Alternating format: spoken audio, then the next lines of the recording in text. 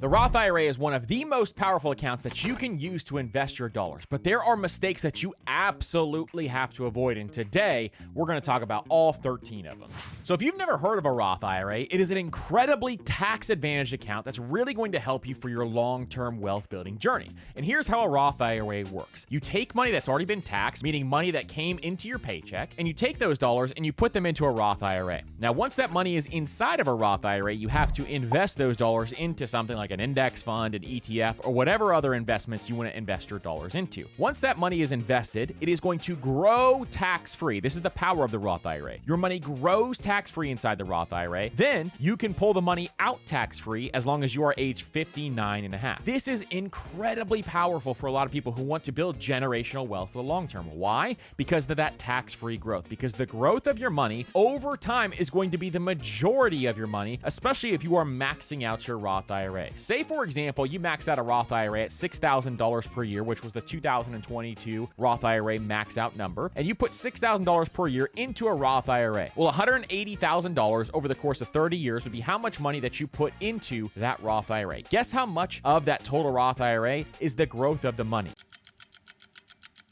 $853,000. So you'd have over $1.1 million inside of that Roth IRA over the course of 30 years if you got an 8% rate of return, and $853,000 of that would be growth, meaning $853,000 would be tax-free. This is absolutely amazing. Now, the max amount that you can put in a Roth IRA in 2023 is $6,500. And if you're over the age of 50, you could put $7,500 into a Roth IRA. So now that you know what a Roth IRA is, let's get into the 13 mistakes you need to avoid within your Roth IRA.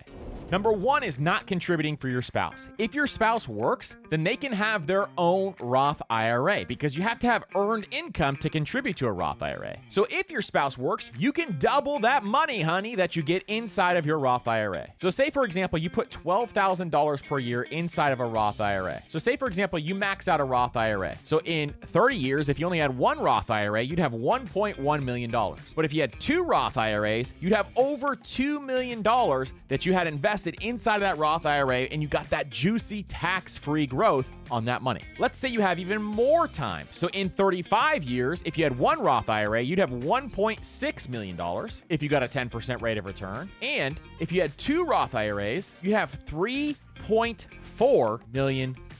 And in 40 years, with one Roth IRA, you'd have $2.7 million. And with two Roth IRAs, you'd have $5.5 million. This is the incredible power of making sure that you open a Roth IRA for your spouse or your partner. Now, if your spouse does not work, meaning they do not have earned income that they earn from themselves, then there's another option called a spousal IRA. So this is an option where your working spouse can actually make a contribution on your behalf to your IRA, in addition to making a contribution to their own Roth IRA as well. The working spouse's income must be enough to cover both IRA contributions. So make sure you open up that second Roth IRA, especially if there are two people in your household.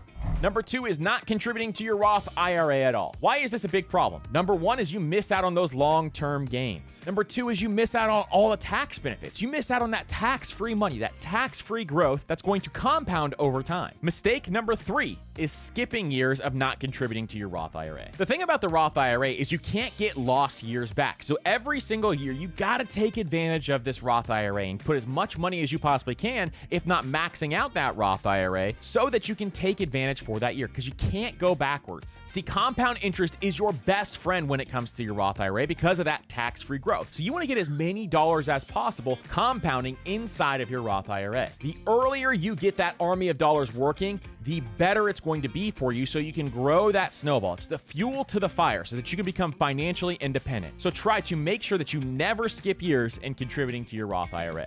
Number four is dipping into your Roth IRA before you are retired. So one of the powerful things about a Roth IRA is there's actually no penalty on withdrawing the money that you contributed. But in 99.9% of cases, I do not want you taking money out of your Roth IRA. Why? Because there is no reason to interrupt compound interest unnecessarily. This is one of the worst things that you can do. See, the Roth IRA is a long-term account. You want that money compounding inside of that Roth IRA for as long as possible. And if you start to take money out, you are interrupting compound interest, which is one of the worst things. Now, if you take out more than what you contributed, then you also have to pay a 10% penalty on top of taking the money out and interrupting compound interest. So as a rule of thumb, make sure you have an emergency fund so you never have to take money out of your Roth IRA. Number 5 is buying the wrong investments inside of your Roth IRA. See, the Roth IRA is a long-term investment account, and if you focus on short-term investments, you can make the wrong decision, which can be a multi-million-dollar decision if you make a mistake based on your asset allocation. This is a long-term account, so it's made for things like target date retirement funds, index funds, ETFs, dividend stock. What you don't want to be investing in is things like short-term bonds. Short-term bonds are not great to have inside of a Roth IRA because it's a long-term account. You also don't want to invest in things like penny stocks or day trading inside of your Roth IRA. You want to make sure that you are buying things that you are willing to hold for 10, 20, 30 years. This is a long-term account that you want to build generational wealth inside. Number 6 is not contributing because you make too much. So this is one of the biggest mistakes that high earners make, is they think they can't contribute to a Roth IRA because they make more than the income limits. Now, the income limits change every single year, but at the time of recording this, if you file jointly, it's about $214,000. And most high income earners just don't contribute to a Roth IRA because they don't know that they can get their money inside of a Roth IRA. But instead, what you want to do is do a backdoor Roth IRA. Now, here's how you do a backdoor Roth IRA. You open up a traditional IRA and contribute money inside of that traditional IRA. Then you convert that money to a Roth IRA. And all this is you're filling out one simple form, converting the money to a Roth IRA, and that's how you can get your dollars into a Roth IRA so that you can get that tax-free growth. Now, if you're curious if your financial situation would dictate that you'd want to do that, make sure you talk to your tax professional or your accountant to see how it would impact your own personal finances. Number 7 mistake is not contributing because you want to retire early. So a lot of people who are in the FIRE movement or want to retire early don't contribute to a Roth IRA because they think they can't withdraw that money when they retire early. But there is something called the Roth conversion ladder that allows you to actually pull that money out when you contribute to a Roth IRA. And here's the way that it works. You're going to contribute money to an IRA, and you're going to convert that IRA money to a Roth IRA. Now, what did we say earlier in the video? Contributions to your Roth IRA can be withdrawn penalty-free, meaning money that you contributed to your Roth IRA. But there's something here that you have to understand, and it's called the 5-year rule, meaning that money that you contributed to your Roth IRA, you cannot pull out penalty-free unless it's been in that Roth IRA for at least 5 years. So what you do is you set up what is called a Roth conversion ladder, meaning you contribute money that you need 5 years from now, this year, and then in year 2, you contribute money that you need 6 years from now, and in year 3, you contribute money that you need 7 years from now, and so on and so forth. This allows you to withdraw money from your Roth IRA and still get some of that tax-free growth as well as your additional income is invested. Mistake number 8 is paying annual fees inside of your Roth IRAs. A lot of people who open up Roth IRAs, maybe at their local bank, are paying fees inside of your Roth IRAs. You should never, ever, ever pay fees inside of your Roth IRAs. In fact, there are so many amazing investment options out there that you can open up your Roth IRA completely fee-free. My favorite one is M1 Finance because they have a beautiful dashboard. It allows you to rebalance your portfolio, and it's fee-free. You don't have to pay any fees on M1 Finance. There's a link down below if you want to check out M1 Finance. In addition, I love Vanguard, I love Fidelity, and I also love Charles Schwab if you're looking for other places to open your Roth IRA. Fees will absolutely kill your wealth building ability, so minimizing and eliminating fees is the number one thing you want to do. Never, ever open your Roth IRA at your local bank. Number 9 is contributing too much money to your Roth IRA. So there is a limit to how much money that you can put inside of your Roth IRA. At the time of recording this, it's $6,500, or if you're over the age of 50, it's $7,500. But if you contribute too much to your Roth IRA, and there's a couple of things that you can do here if you make that mistake. Number 1 is you can avoid a penalty if you take that money out of the Roth IRA, the excess contribution, and move it somewhere else, including taking out the earnings as well. Number 2 is you can actually withdraw some of your contributions to the Roth IRA within 6 months of actually putting it into the account. But you must file an amended tax return if you already filed your tax return. Number 3 is in some cases, you can also carry over the excess contribution from the year that you over contributed to the next year. But unless this is done simultaneously with the correction, you might still have a penalty triggered. Now, how much is the penalty? The penalty is usually around 6%. So you want to make sure that you avoid this penalty at all costs so that you don't lose money that you should have and should have invested.